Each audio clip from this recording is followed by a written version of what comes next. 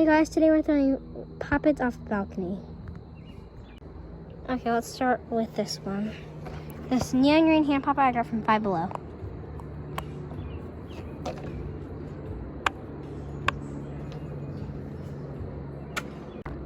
Okay, and next we got the hexagon poppet from Five Below also.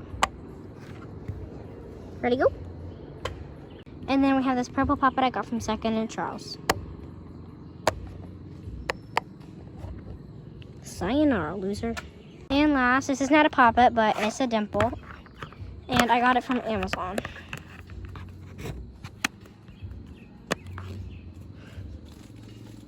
Sorry, my brother was in the shop.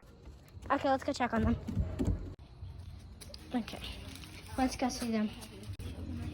First, the neon green hand poppet. It looks fine. Okay, now let's try and find the, here it is. It looks perfectly fine. Okay, and then now we have this poppet. It has like rocks in it. It has like tiny rocks in it, but it's kind of dirty too, but it's fine.